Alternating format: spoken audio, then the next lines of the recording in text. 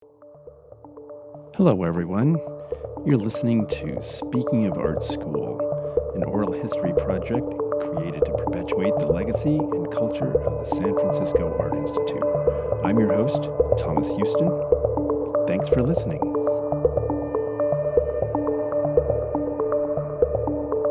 Good morning, everybody. My name is Thomas Houston, and I'm super appreciative of your tuning into this episode of Speaking of Art School. This is episode number 6 today on MLK Day. Super excited for our guest speaker. And I wanted to give a shout out to SFAI and the San Francisco Art Institute. That's why I'm here. That's what's given me the inspiration to do this program. So I'm super appreciative if you're watching it on YouTube, if you're listening on Spotify or iTunes or whatever, it's all good. So our guest today, we're taking a turn into art and music. Well, without any further ado, I'm just gonna go right over here, and he'll be coming in the door any second. Good morning, Prairie. Good morning. How are you? I'm good. Good to see you. Good to be seen. All right. How are you doing? I'm doing good. Excellent. I'm just trying to wake up. It's a little early for me, but I stay up all night. You stay up all night. Okay. You're a night owl. No, I'm not.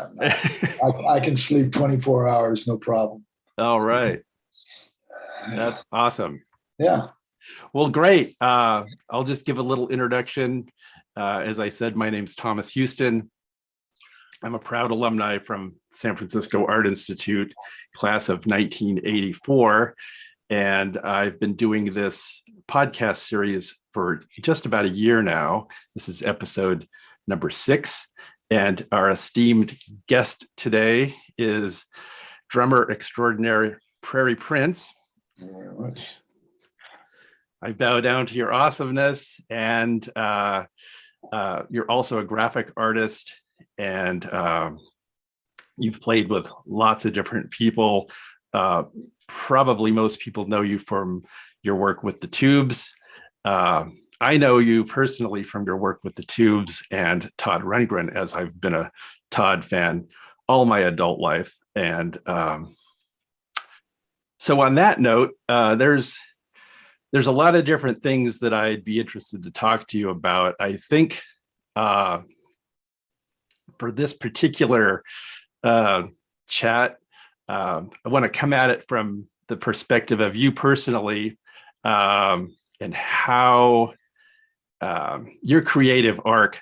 I know you came from Arizona to San Francisco and came to the Art Institute, and things unfolded from there. And that's I think that's where I would like to come at it from. And when we get to talking about your work with the Tubes and Todd, I'm sure because you've seen things and seen scenes, you've probably got a lot to talk about. And I think the bottom line is you've lived to tell about it, and you've got a sense of humor, and you're still vitally creative and working. So I'll just turn it over to you in terms of a little background, Sure. And we'll just take it from there. Sure. Well, let's see. My background began in when I was born. Yes. Born in North Carolina, lived there only for a few months, and then my family moved out west to Phoenix, Arizona, and so I grew up. My first birthday was standing in a yard that was planted, in the desert, so nothing was very green at that point.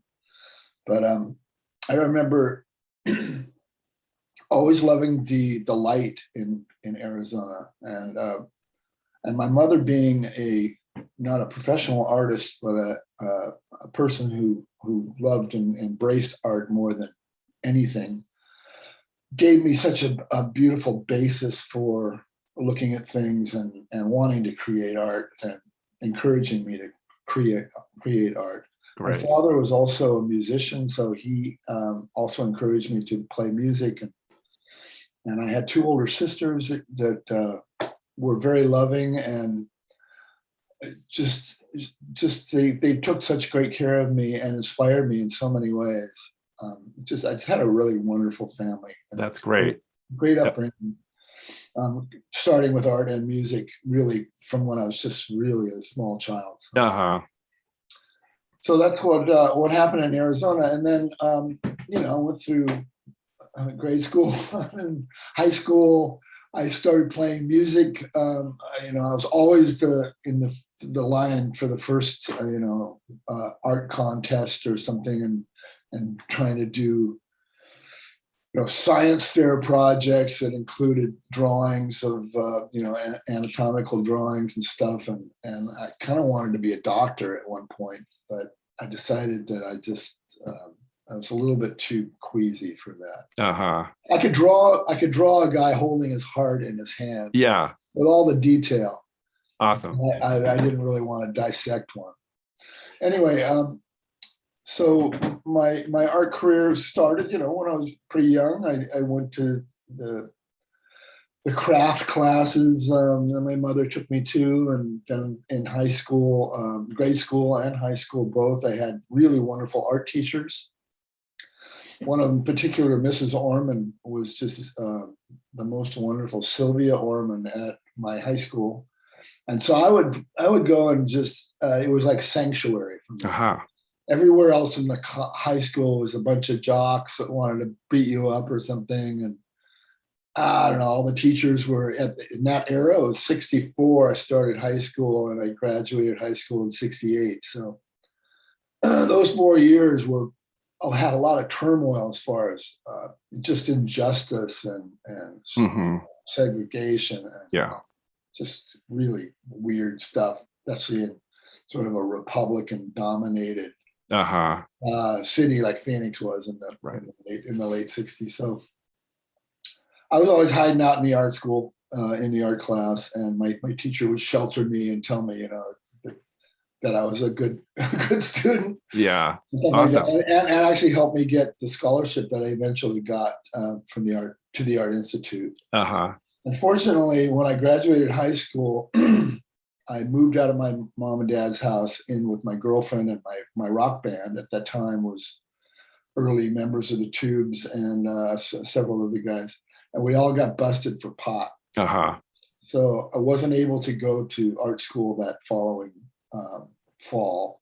Had to stay at the junior college, and also met a great the art teacher there, Merrill Mahaffey, was wonderful at Phoenix College.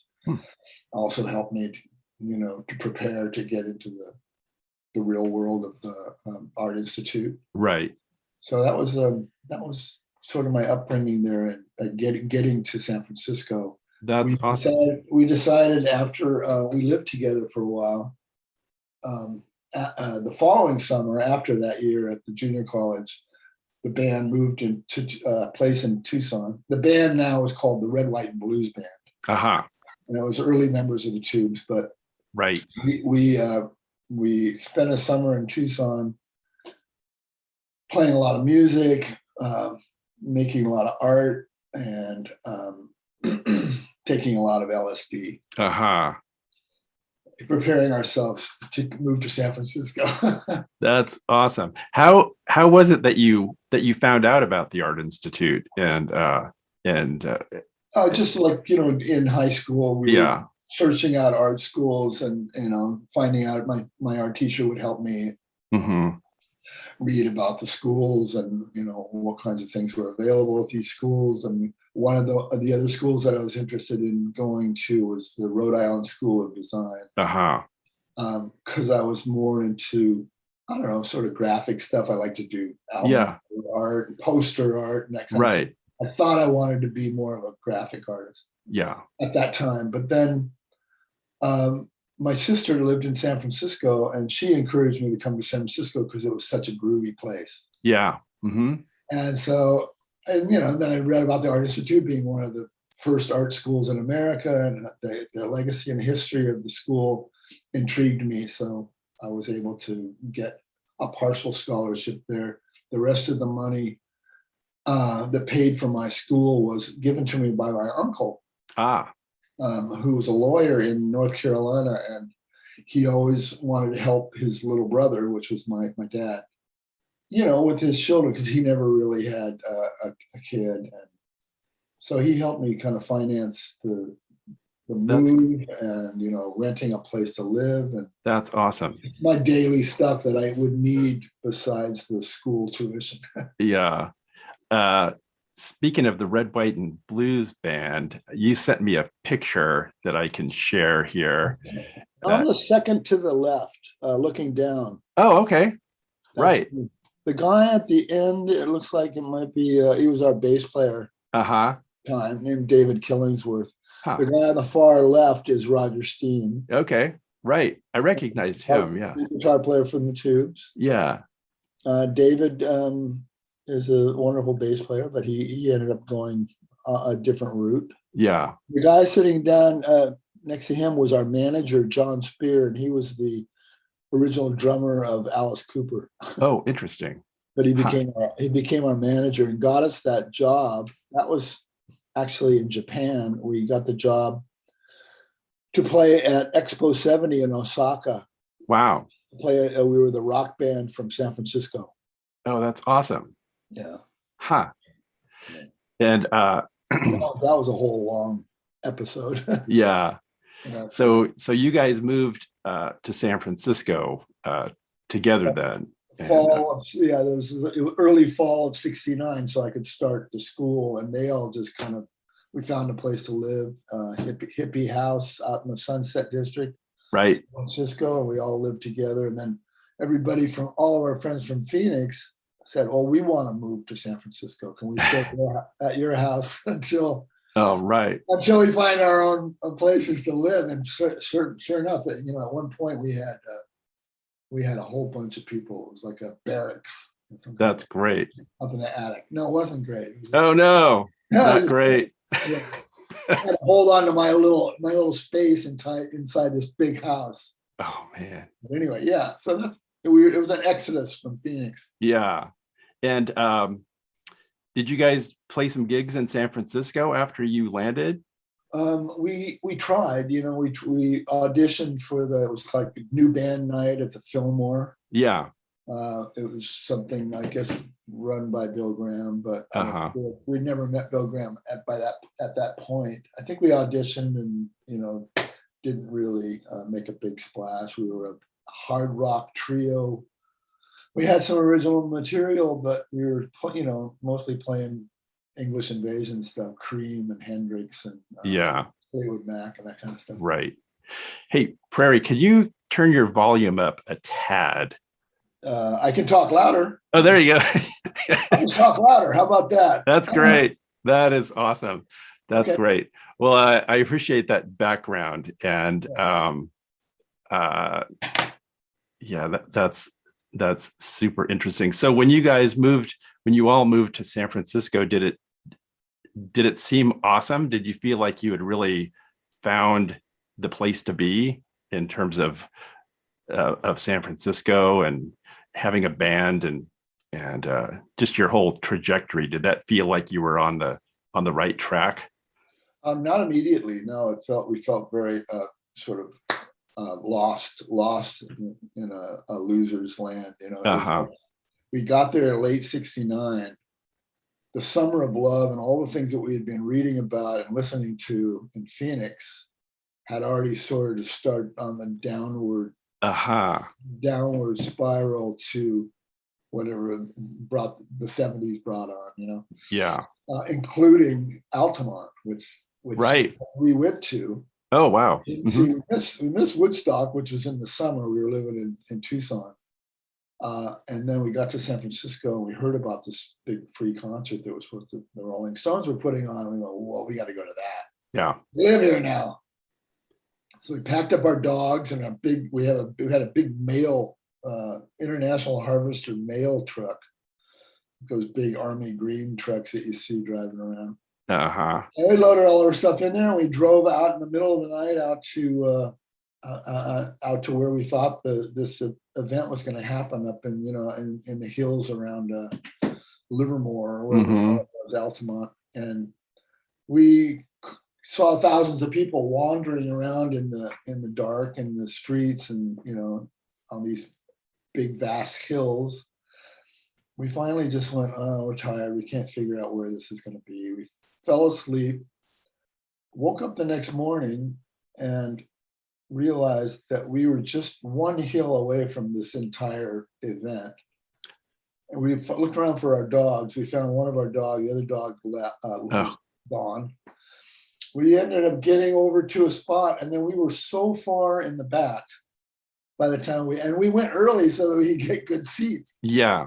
But we ended up so far back, the stage is just this little thing in the distance. And oh man. And so it was a weird day. Never found our dog. Oh man. We had to leave early because we had a potential gig that night somewhere up in Marin County. So we left, missed the Rolling Stones, never really figured out what was going on with all the violence and stuff down in the front. We were kind of out of the picture. And then figured it all out once the movie came out. Yeah, right. And we figured out, well, that's what we missed. Yeah, it's probably good. And there was also, this is the note on this thing, is we're watching this film, and during the Flying Burrito Brothers section of the film, it was the kind of the one point in the day, according to the film, where people were sort of just having fun, and they kind of showed that in the thing. And there was a zoom in, a close up of our dog. Oh, so our dog was like found in the movie. Wow. And featured for just a few minutes. She was like making love with another dog, and they added that into the happiness of the day. Oh my gosh, that's awesome. Her name was Farina. Farina. Wow. But I'm presuming you probably never got your dog back. No, I never got it back. Somebody adopted Farina probably. Oh my gosh. But anyway, that was what happened there, and I can't remember what led to that whole long story, but remind me. That's awesome. I've seen that movie a couple of times, and it's pretty harrowing. Gimme Shelter, yeah. Oh man. Well, if you see a little beagle dog, if you watch it again, there's a close up during the Flying Burrito Brothers song. That's amazing. Oh man. Oh man. That's great. So you're a musician. What's that? You're a musician too, right? Yeah, absolutely. You're a drummer. Guitar player and keyboards. Oh, okay. Yeah. And so that's one of the reasons why this interviewing you has a special twang for me. The art and music existing simultaneously. And when you were at the Art Institute, I'm going to interview you now. Institute, were you a musician then as well? Yep, I've been a musician all my life. Did you have a band then? No, you know what? I appreciate the questions. When I was at the Art Institute, I was so serious about my painting orbit that it kind of took the place of a lot of sociability.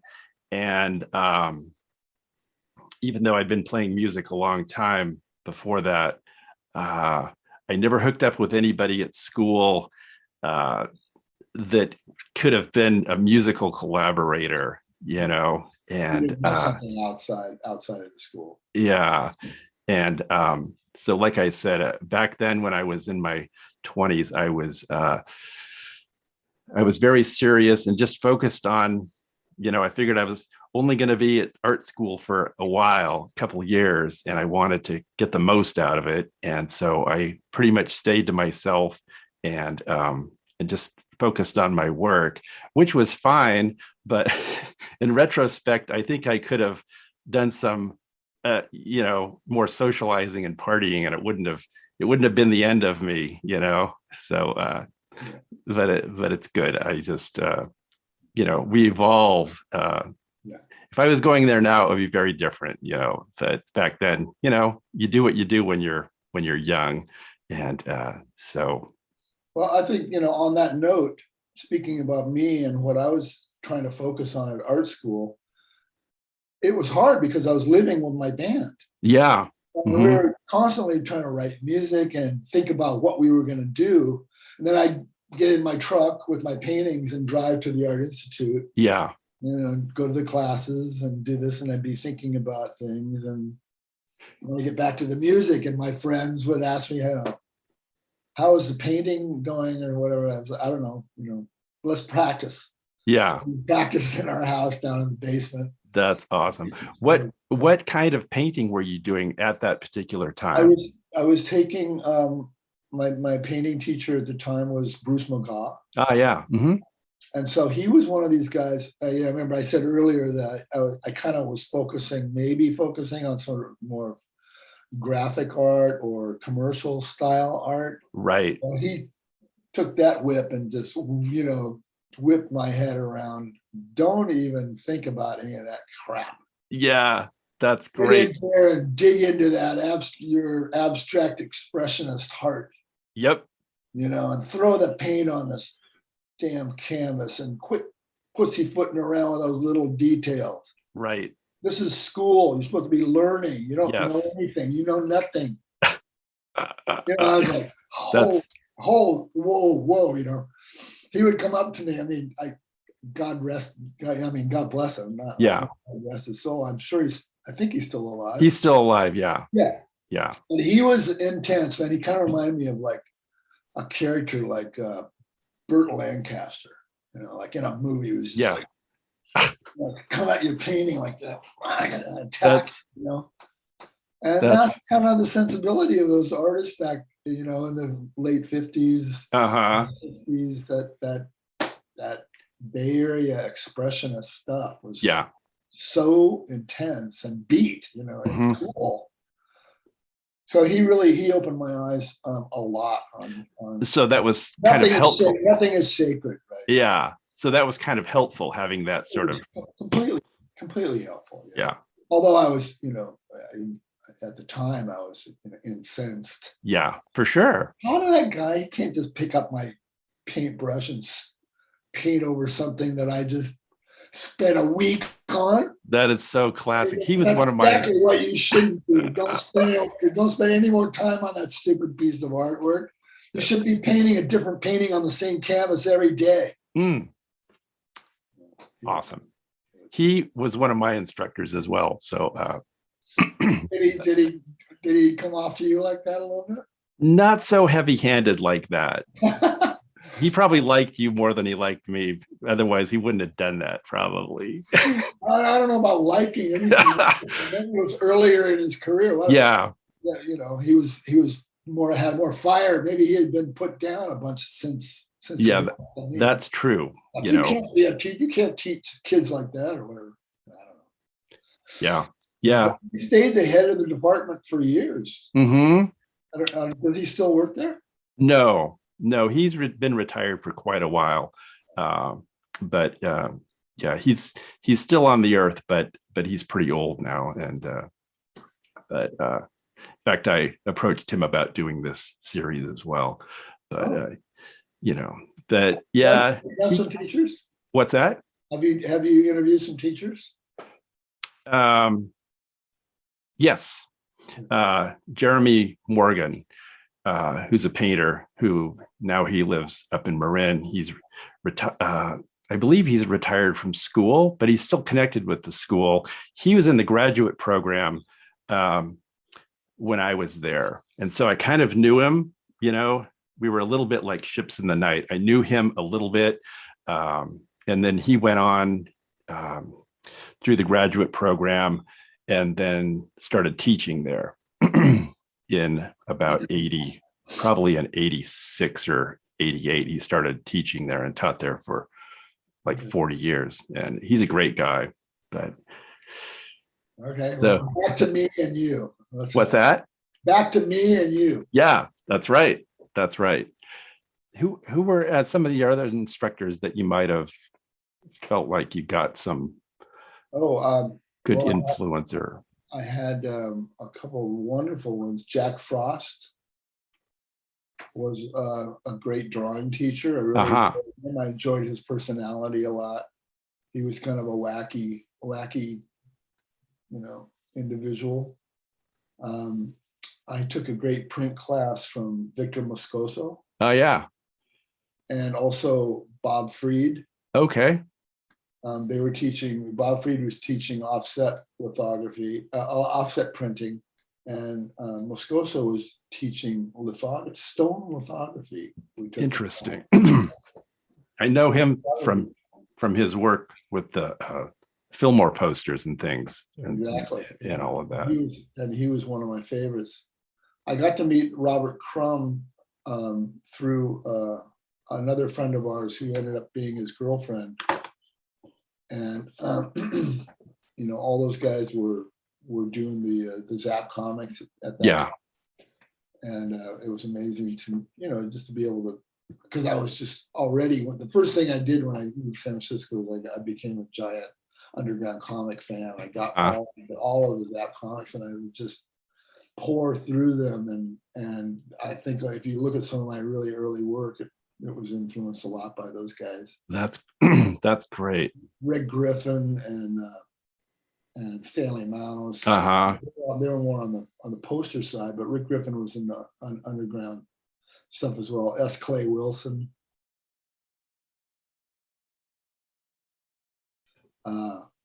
Dave Sheridan. Victor Moscoso. Robert Williams. Robert Williams was an LA guy, but he was in one of the great cartoonists in those. But Robert Crumb he was my idol.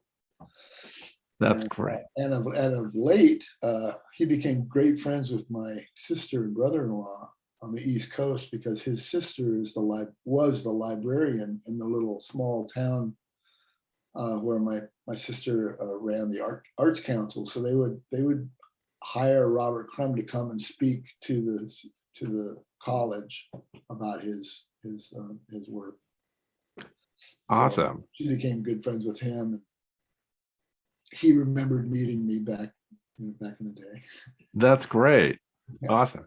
Now, were you doing any airbrush work at school, or did that come? To finish about more instructors. So there was one guy named Thomas Sackaway. Right. Right. Yeah. And he was the only guy that taught airbrush. Yeah.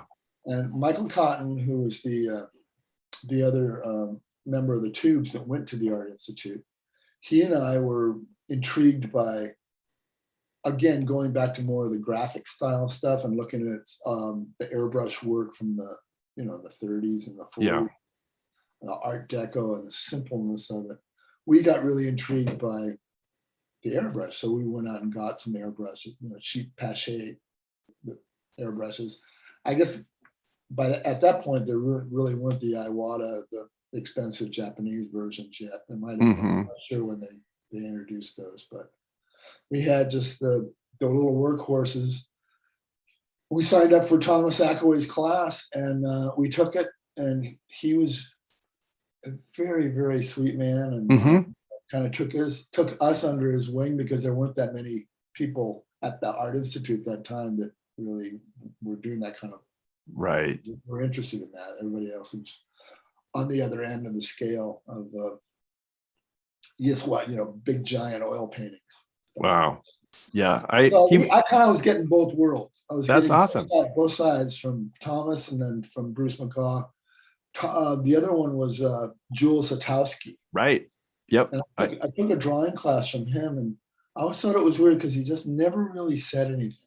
Right. He was just very subdued. Never really quite understood what he was trying to teach us. And he would walk around, and we were, drawing models mostly. It was a kind of nude model drawing class. Yeah. Basically all it was. And then I saw his paintings, and he had these, 400-foot paintings with this thick oil paint on. I was like, how do you even know what to tell a student, at this point? Yeah. talk to him about drawing a nipple, Yeah. I had him and Tom McCowie as well. And going one time, Julius had a party at his studio, which was, I think it was down in Mina Alley, way down south of Market. And it was this giant space. You could have played basketball inside there. And I was pie-eyed to a studio that big. And he could have like 3 of those paintings side by side going on at the same time. It was awesome. I really liked him, and I always looked forward to his class because he would come over and just give you some kind of encouragement about this, or talk about mostly composition. Yeah, that's his thing. Yeah, he had a very gentle. Not so much, the exact subject matter, but just the way it laid out on paper. So, right. Which always helps when you get somebody to talk to you about positioning and composition and balance and stuff. Yeah, he was a very gentle person. So I don't know if you ever had a class with Sam Shakalian. I did. I think maybe I did have a drawing class with him for once. And Richard Shaw, I had. Oh yeah. I had ceramics of all things. Yes. And I don't think he came to more than one of the classes.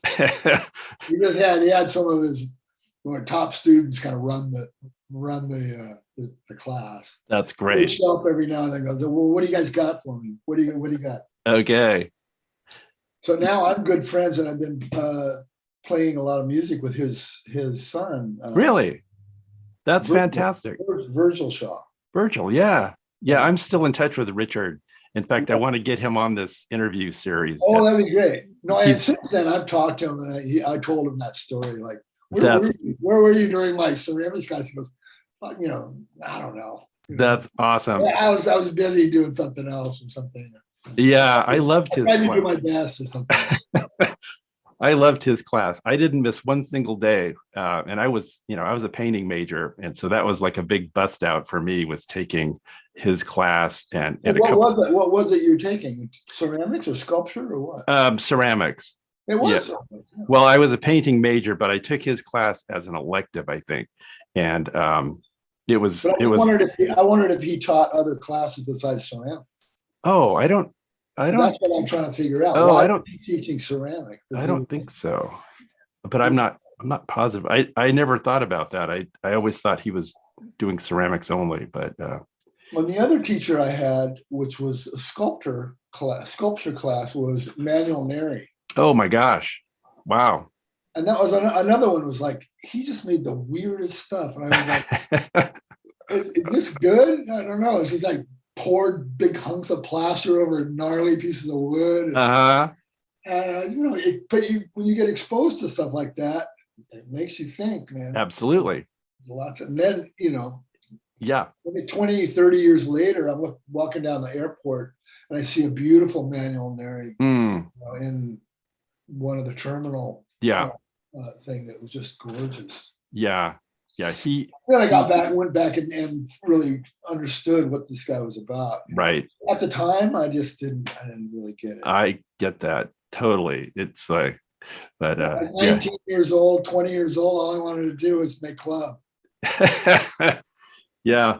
He passed away recently. Manuel Neri did. Yeah. But I love his work, but I get it. At the time when you're young, it's like sometimes you see things and you're just like, what the hell? I don't even know. I tried not to be one of those guys because my mom, she brought me up going to Museum of Modern Art. In New York, right. I was a kid looking at a black cube, Rothko and stuff like that. So I understood, sure.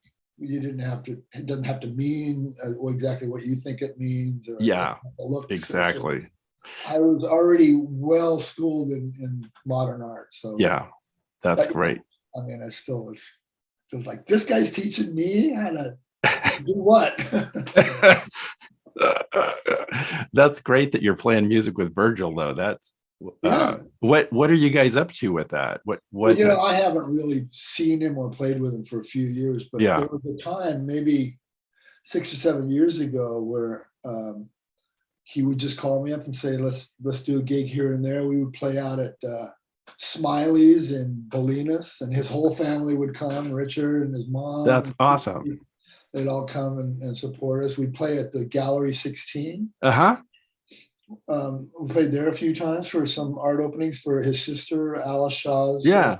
Awesome. Opening. We played a few times there. We played just some, That's great. mostly local things for him. There's a place called the Lost Museum, or what is it called?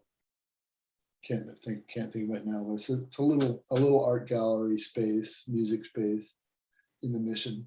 Huh. That's awesome. Played for a few times. Anyway, Virgil is just classic. I love the guy. And I recorded an album. I'm on one of his albums. Uh-huh. That's great. I can't remember the name of the album. I think it was called Liberty or something. Huh. Yeah.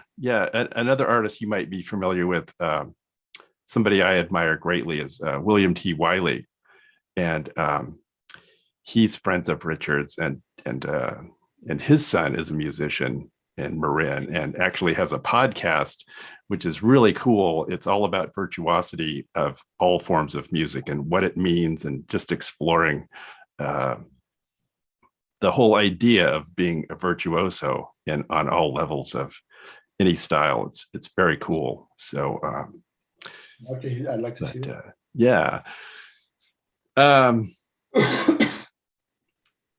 Moving on, just inching along. We've already been talking for almost a half hour. So tell me about the evolution of the tubes, and just how that came about, and how it unfolded. First time I saw the tubes was probably in 1977 in Chico, and it was fantastic. So I'll let you take it from there. Okay, well, from there, 77, we'd already been together at least 6 or 7 years by that point. Like I say, that I've been playing with Roger Steen, the guitar player, really since we were in middle high school. We had a band called the Bards, and it was a Beatle band, 1965. I was a sophomore in high school. He was a junior, and played music. Then we split off on that. We became a little more conscious about different kinds of music, and we had a blues band called The Mouth, and that evolved into the Red, White, and Blues band, and we were starting to write original music. I told you the whole story about moving from Arizona to San Francisco. Well, the other band that was coming from San Francisco was called the Beans. Uh-huh. Bill Spooner, Vince Welnick, Rick Anderson, and their drummer, Bob McIntosh. And so when they heard that we had moved up to San Francisco and we're, having a good time, but, we were looking for work and stuff, they said, well, we want to move up to San Francisco too. So they moved up a year later. And by that point, we had fired our bass player, and we just gotten back from Japan. And the picture I showed you, Uh-huh. in 1970, that was summer of 70. Jimi Hendrix died. We were all so sad. Yeah. Coming back, we went over to Japan and back on a cruise ship, and got paid, kind of played our way over and back, and then played at the World's Fair that whole summer. Came back, our bass player left. We were just a trio, or it was just me and Roger, and Fee Waybill was our roadie at the time. And our vegetarian cook. And he moved up with us as well, but was what he was doing, and he was our friend. And we had the manager, like I told you. So we fired the manager, fired the bass player. It was just the three of us. And then the Beans moved up to San Francisco. They played around a little bit. We didn't really know what to do, so they hired us to be the radar men from Uranus. Okay. We did a space opera that had already been underway. The Beans had done the first version of the space opera that Bill Spooner wrote called The Ascension of the Motherlode. And we actually performed it at the Art Institute once, but that's a little bit later. So anyway, we joined forces as the Beans and the radar men from Uranus. Then we did the space opera at the Art Institute in the auditorium. Awesome. Painted our bodies fully with our new airbrushes. Yeah. Airbrush body makeup over everybody, pretty much nude, but with, special costumes made out of polyurethane foam and sprayed with fluorescent colors, black lights and stuff, and did the space opera at the Art Institute. Wow, that's awesome. I wonder if anybody has any footage of that. That would be awesome. Wouldn't it be amazing? Somewhere, if this interview could get out to someone and said, I saw that, I took a picture of it. Wouldn't that be cool? Oh man, I actually have, let's see here, another picture. Well, this says from 71. I don't know if you can make this one out of you. Yeah, that was painted. That was Michael Cotten and I. Well, before we did that, we did these 3 rooms at the Art Institute. They were commissioned. I don't know what they paid us. Yeah. Probably, gave us free lunch or something. Right. But we painted the 3 rooms there with the environmental murals. Oh, I see. Interesting. One was an outer space mural. One of them was all cloud room, a la Magritte. I only have a picture of the desert room, which was the Monument Valley desert scene that we there we go. That we grew up loving. I see. This one has a school desk chair in the lower corner of it. Yeah. So those were like the humanity classes. Interesting. Humanities. Who was that teacher? He was a wacky guy. Old, gnarly guy with leathery skin and long, greasy hair. And he taught humanities. Interesting. I don't know who that would have been. You need to look that name up. I can't remember. Yeah. And so then the one of me sitting on the floor with the spaceship behind it, was commissioned by Bill Graham, and that was at the Carousel Ballroom, which they called the Fillmore West. So the place was painted black. We didn't have to paint the black, I don't think. We came in and painted outer space stuff all over the interior of the then starting to decline Carousel Ballroom, which was right on the corner of Van Ness and Market, and later became like a Honda dealership or forever. It's been there forever. I just drove by it the other day, and I noticed now that it's the home of that Van Gogh super experience. Oh, interesting. Right. But it was the coolest venue. I played there so much, and I saw Pink Floyd there. Wow. The Mothers of Invention, Ike and Tina Turner, Alice Cooper. I saw everybody. We saw everybody when we first moved up there. Wow. In fact, the Beans and the Radar Men from Uranus played there as well. Wow. On one of those talent nights. So anyway, that's how we got into that building there. And did those murals. So Michael Cotten and me we were partners by that point. Doing artwork projects, which led on to years and years of collaboration doing mural work. Of some of the ones I show you here. Let me get back to. There's one of you guys, and you're in front of a swimming pool. Yeah, that was done. That was done a little bit later. Probably the next big job we did after that Fillmore thing in early, probably 72 or 73. We painted waves all over the Cliff House. Awesome. I don't have pictures of that, but you can look it up. It's on my website. Yeah. If you ever want to look at Michael Cotten's, michaelcotten.com or prairieprince.com. Yeah, I will. I'll definitely put your website up at the end of this, in the final version of this recording here, so people can see it. This is interesting, though. You guys are like right in front of it. I was looking at this and zooming in on it, going, "Oh, this is a painting of a swimming pool," and Yeah, It's great. we're actually sitting on the floor. Yeah. It's supposed to be the same perspective of the Awesome. pit. Yeah, and then behind it, I think there was a little trench with some floor lighting. Oh yeah. You don't see the lighting, but it's lighting up the music. Yeah. So so you and Michael were both going to SFAI at the same time? Yeah, we were. Awesome. And was he sort of on a similar trajectory in terms of art making with you? Was he painting major and all of that? He just I don't think he really, he just kind of did everything. He was really a man of so many things, because originally he was the Red, White, and Blues band's light show. He did a light show. He had a light show called The Colorful Baby, and he did all this great film work, photography and Super 8 film work, like animation and stuff. Then he would project this stuff behind our band when we were playing. Oh, that's great. In Arizona for the 2 years that we played in Arizona, 68, 69. Right.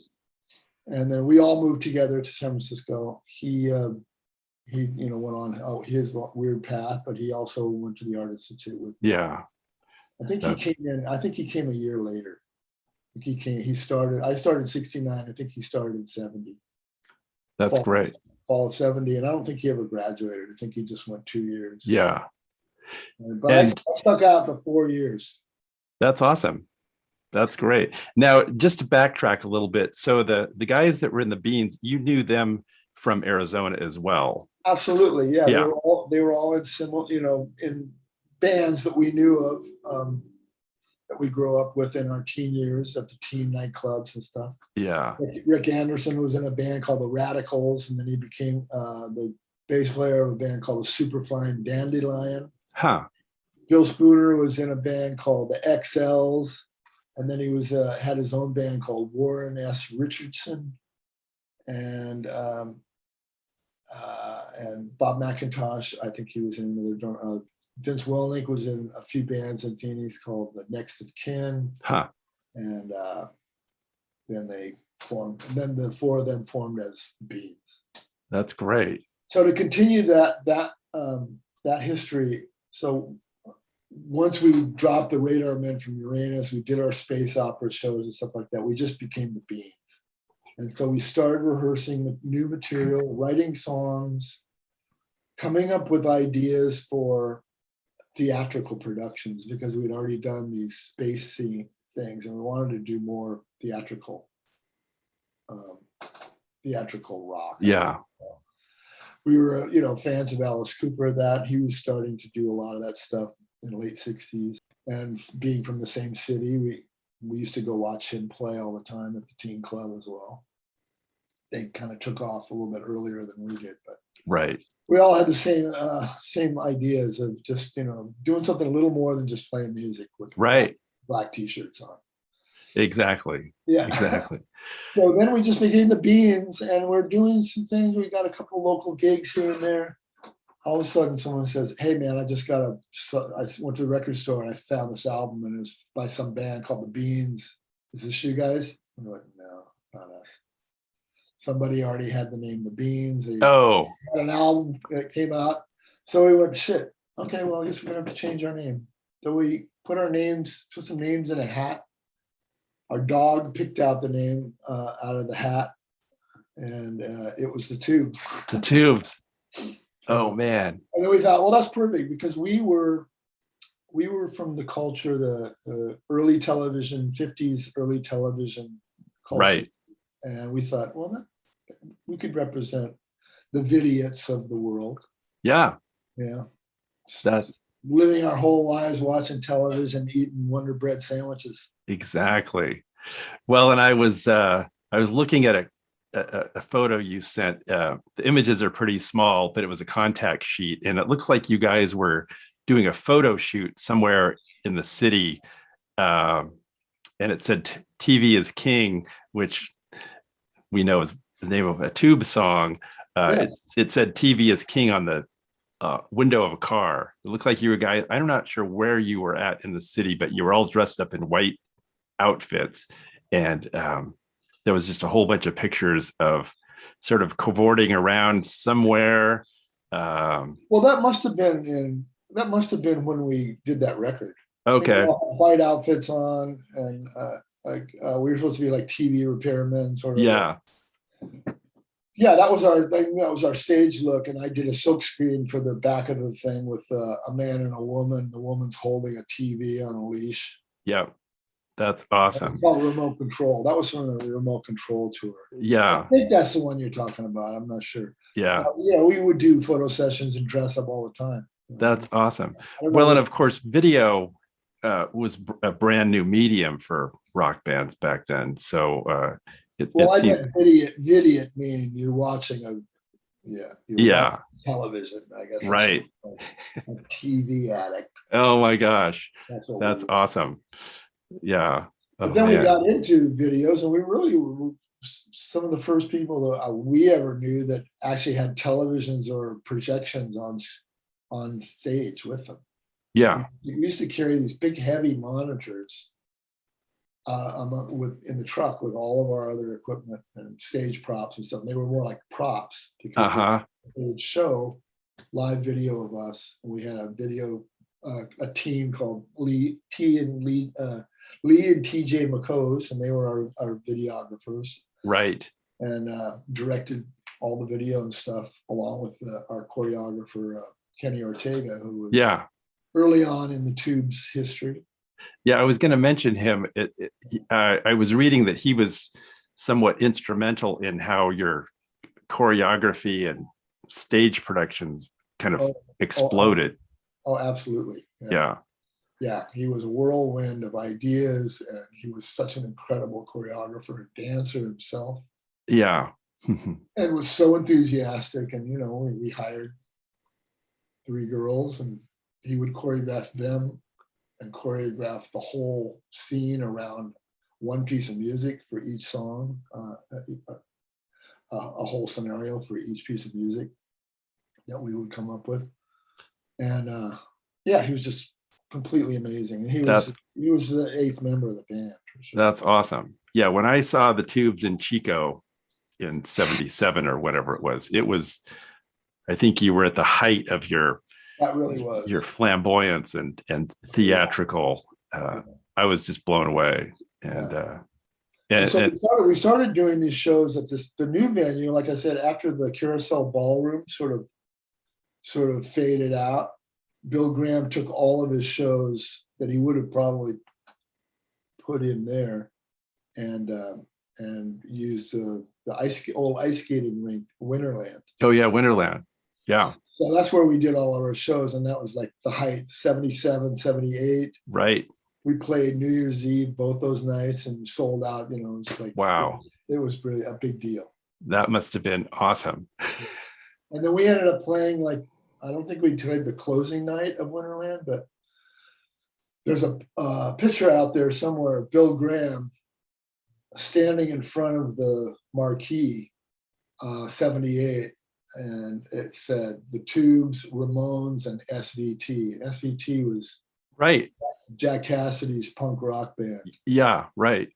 Yep. Jack Cassidy from the Jefferson Airplane. From Jefferson Airplane. Yep, I remember them for sure. Yeah. Wow. So that was, I know, like maybe a month before the place closed down. And that's awesome. That place was just such an amazing band. I had the good fortune to see Genesis there. Oh, did you? Yeah. Probably in 77 or so. And I was by 79, I think.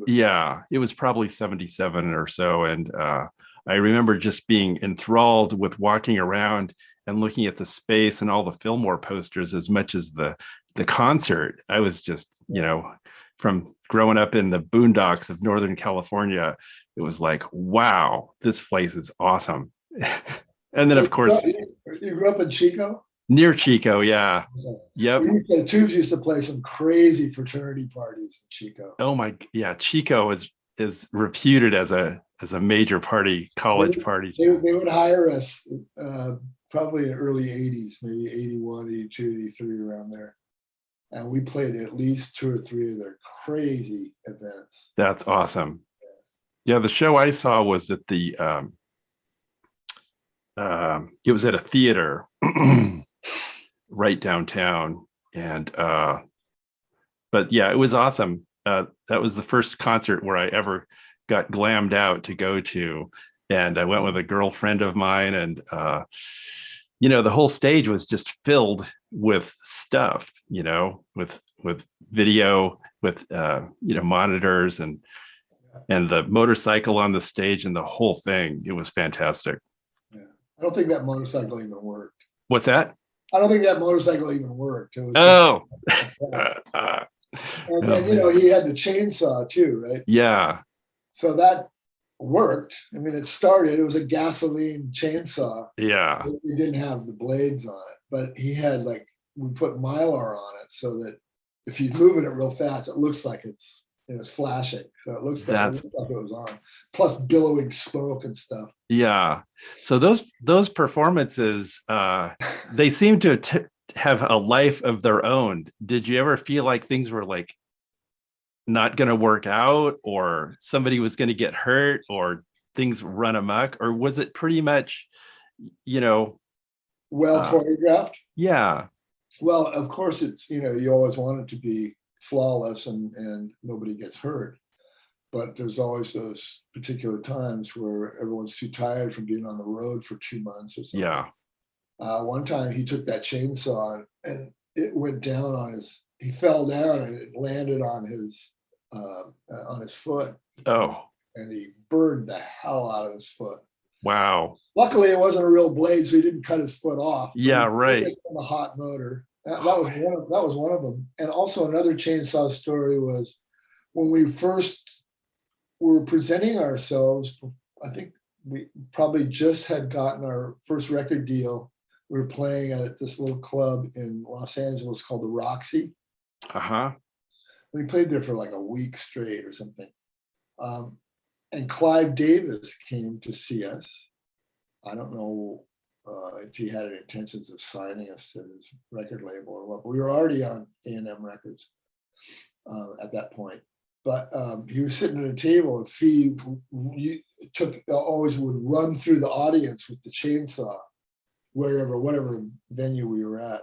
It was a small venue, and he ended up spilling gasoline all over Clive Davis's tape. Oh my gosh. So we never heard the end. Oh man. That's amazing. Nobody got hurt. Nobody got hurt. But nobody got hurt, right? I got ruined and spoiled his Mai Tai. I'm just going to go back to a couple more pictures. It's been so interesting talking that I forgot to, put some of these photos up here. But we'll get back to the tubes in a minute. I wanted to put this picture of you in midair, upside down, over the top of your house. Somebody told me you had a trampoline up on top of your house. That's a great photo. Somebody just really captured it right there. Yeah, so that photo was taken by the San Francisco Chronicle. Oh, I was on the front page of the Chronicle. Wow. Someone said, look, what was this thing they said about Superman? Anyway, that was the headlines. Yeah. And that was Michael and Cotten and I lived in that apartment there. That's on Broadway, right above the Broadway tunnel. Aha. And we lived in that flat, 72, 73. Yeah. And I had a trampoline on the roof that I brought from Phoenix. It was in the yard and out in the Sunset District. I put it up on the roof, and literally there was 3 feet on either side. Oh. And I was a daredevil. But I was in gymnastics in high school in Phoenix, so I lettered in trampoline. Oh wow! So I was pretty good. And, that's awesome. And pretty much a showman and daredevil. Yeah. Well, that makes sense. It seems like. So that's what that picture is, and then ever since I've always had a trampoline. Really? I just got rid of my trampoline because I live out in the Sunset District now, and it rotted, it rusted. Oh. So I had to Sawzall it and throw it away. But I want to get another one. That's great. Well, and just in general, it seems to me that the tubes were so energetic, and it's almost like, you know, you were your own athletic club just with your performances in a way. But well, Fee and I were, yeah, mostly. Yeah, Yeah. that's But awesome. the other guys, but our choreographer was always trying to, Kenny was always trying to get the rest of the band in more involved. Yeah. You know, pick the guitar player up and walk him across the stage. Yeah. That's awesome. Every now and then Roger would have to, get up and go sideways. Yeah. Some kind of an acrobatic trick. Yeah. Uh-huh. Well, and I've got a couple of pictures here of the band. Yeah. And I think this is from 70. Is that the one with us standing in front of the records? Yeah, 75. So that was our record company. And Michael Cotten and I, we were solicited by an A&R guy looking for new music named Kip Cohen. And he saw us play up in San Francisco somewhere. And he said, well, I'm working for A&M Records. We're looking for acts to sign, and you guys would be a great contender for our label. Uh-huh. And he said, what else do you do? And I said, well, we do music, we do art, we do murals. And we were doing a lot of murals. We did like I was saying, you have to look at the website, but yeah, right. We had done the Cliff House. We'd done a lot of large scale outdoor murals by that. Uh-huh. And so he goes, oh, well, that would be great. Maybe you guys could do a mural for our record company. And so we came up with that idea of just flying records like spaceships all over the outside of the legendary. It was Charlie Chaplin's soundstage and film. Wow. It was called Chaplin Studios. Wow.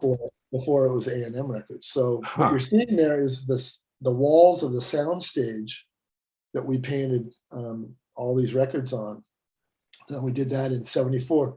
That was before we got signed to the company as musicians. We got signed as two artists. Oh, very good. And they didn't even know most of the people there didn't even know it was a band. Yeah. They thought the Tubes was a painting, a couple pink guys. That was the name of their company. That's great. So that's what that is. It stayed up for 25 years, that mural. Wow. And when A&M sold it to Sony painted it. Yeah. Painted it out, which was too bad because it was in pretty good shape. It lasted for 25 years. That's awesome. It didn't fade too bad. So that was one of those things. Mm-hmm. Now, I just thought of this. Did you ever get involved in doing any of those giant album covers in front of Tower Records? No, my good friend George Mead, he was the one that did that. Okay. And I'm not sure if he was the one that started that concept or if the LA. Yeah. If the LA artists started that. Okay. Yeah. For anybody that's watching this or listening to this that doesn't know, Tower Records in San Francisco was a legendary record store that was right down the street on Columbus from the Art Institute. Right. Next block. Yeah, you could look down from the Art Institute and look at the Tower Records. Yeah, exactly. And unfortunately, it's a drugstore now, but there's still vestiges of those images, I think, in the parking lot, kind of in the shrubbery or something down there. Oh, but right? I think so. But my friend George Mead, he has a company called Wet Studios, and he's a local Bay Area guy. Yeah. He'd been doing murals. He knew all those artists that I've been talking about. He knew all the art teachers. And that was his main bread and butter job, was cranking out those album covers. He had a crew of about 8 or 9 people working, 6 days a week for 20 years. Wow. Until they became digital. Yeah. Oh, interesting. Then he jumped on the digital platform for a few years, and then Tower Records dissolved. Yeah, right. So, yeah, he saw it through. But you know the movie Xanadu? Yeah. Do you remember the story of the guy, what his job was? He was that guy. Oh, wow. The kid in that she falls in love with, or he falls in love with Olivia Newton-John. Oh, interesting. He's the guy that painted the record covers in LA. Huh. And it's weird because he looks a lot like George Meade did when he was that young. Oh, interesting. I never talked to George about that, I don't think. Huh. George and I are still good friends. And awesome. It's been a long time since I've seen that, but but anyway, the Tubes are in it. Oh, that's fantastic. I'll definitely have to check it out again. Check it out. Oh man. We were the rock band, the 80s rock band. The story was and Kenny Ortega choreographed the whole thing. Kenny got us the job in the movie as the 80s rock band. He got Gene Kelly out of retirement. Wow. After 20 years to come and do this last film. And it was his first film and last film. Man. And it was Olivia Newton-John, and the music was done by ELO. Fabulous. That's great. Awful. The movie stinks, but it's one of those iconic things. Oh man. A classic stupid movie, but yeah. Check it out, everyone. Xanadu. Yeah, Xanadu. It'll have a resurgence after this podcast gets published. They wanted to do Xanadu on ice, but I don't know if that ever. Oh my God. Well, in this photo of the Tubes and with the dog on the chain, you guys, it's a total badass picture. It's awesome.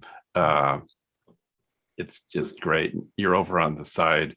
That was in front of Michael Cotten's studio where he lived, and that was right next door to our music studio and dance rehearsal place, right on Laguna, between Laguna and Octavia on Hayes Alley. Oh wow! Now I'm pretty sure I had the good fortune to go there one time after Todd and you did a show at the Warfield. It was probably in about 92, I think, maybe. But it was that place burned down. Oh. In 1990 while I was on the Second Wind tour. Oh, this was a big space. It had a mezzanine. And that was George Meade's place. Oh wow. That was Wet Studios. Oh, okay. Not too far from there. That was on Treat Street. Right? Okay. Yeah, not too far in the Mission. Yeah. It was great. There was a big party there after Todd played at the Warfield. I remember. And, it was great. Oh man.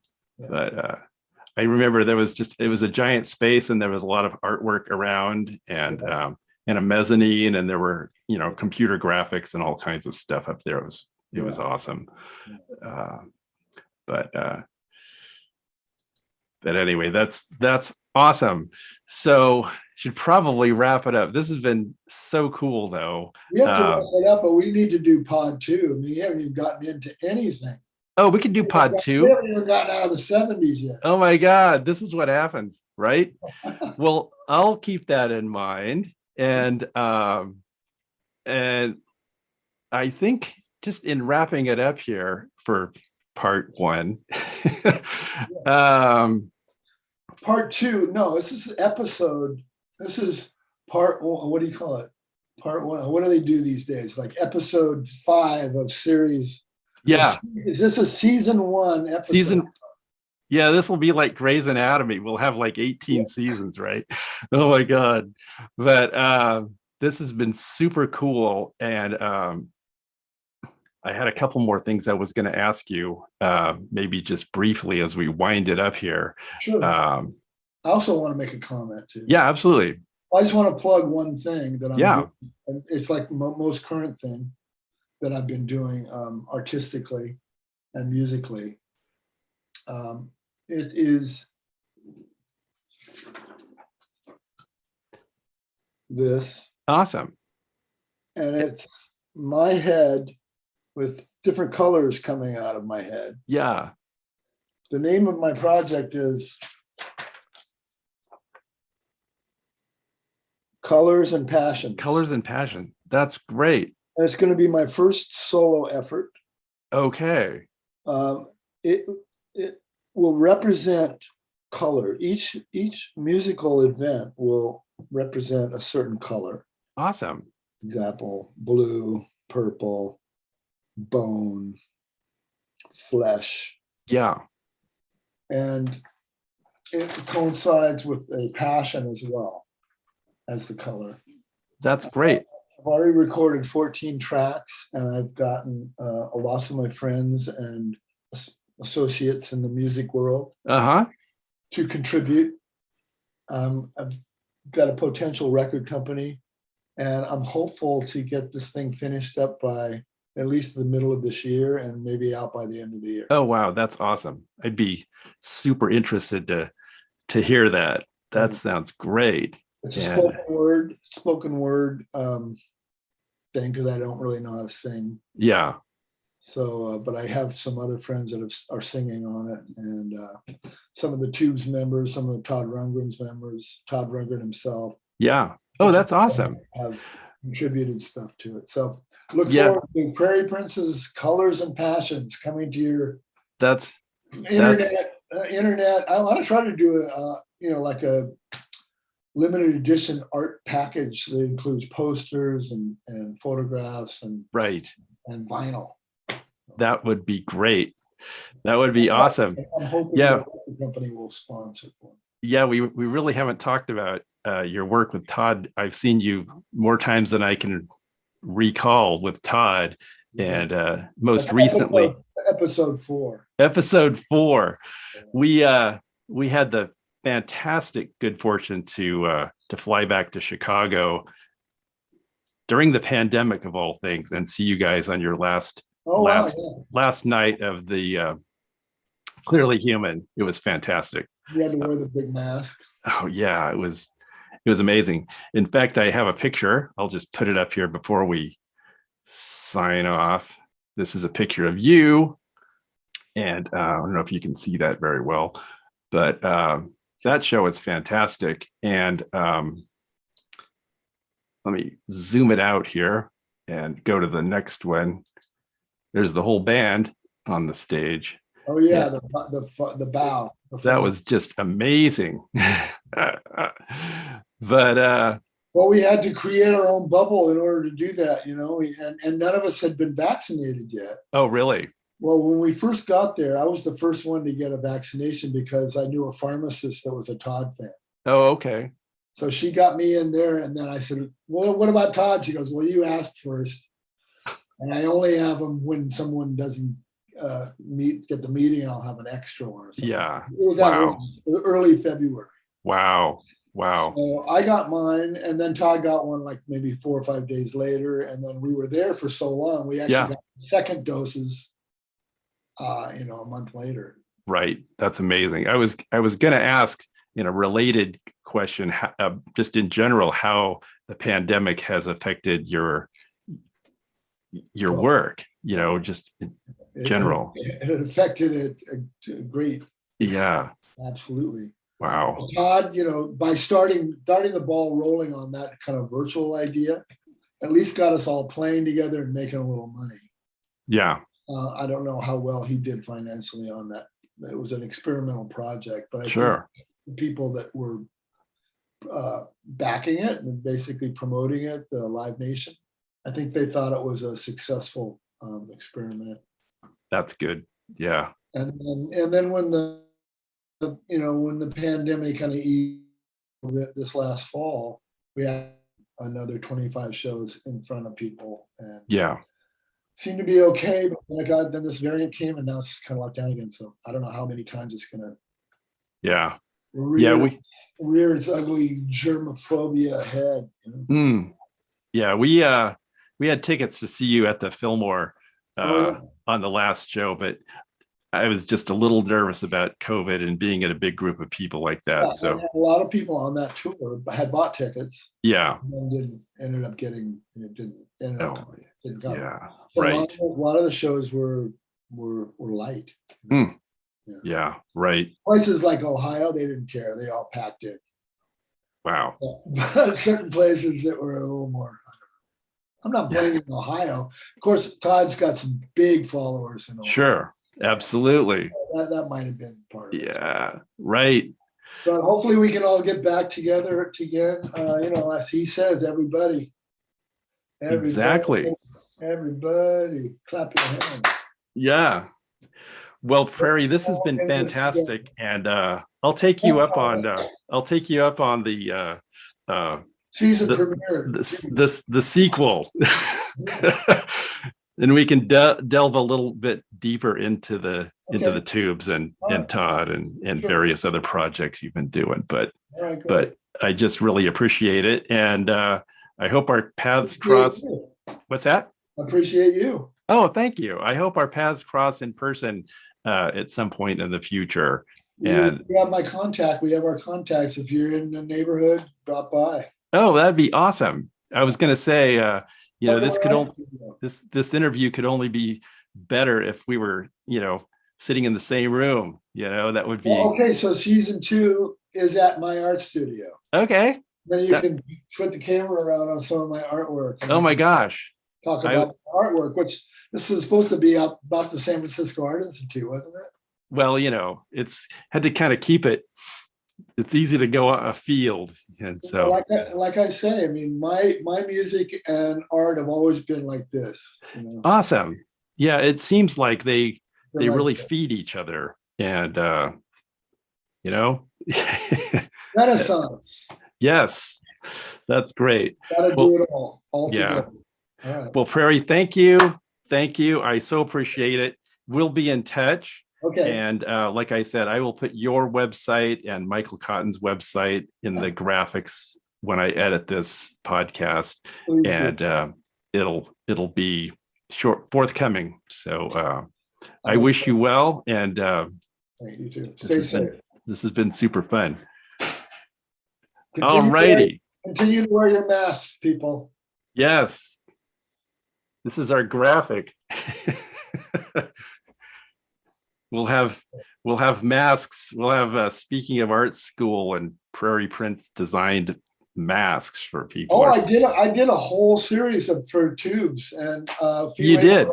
Few goes, I don't want to have anything to do with that. I don't want to be known as the guy that making money off the pandemic. Okay. Well, okay, I can see that, but we could have made a lot of money. Yeah. People have to wear masks. They might as well wear a beautiful something with my artwork on it. Exactly. Yeah, I can see how you could design a pretty awesome mask. I would buy one. I'm only one, and I can make you one. That would be awesome. Make a hand painted one. That would be great. Okay, Prairie. All right, take care. Take care, and I appreciate it, and we'll be in touch. All right, see you. Thank you again. Bye-bye. Bye.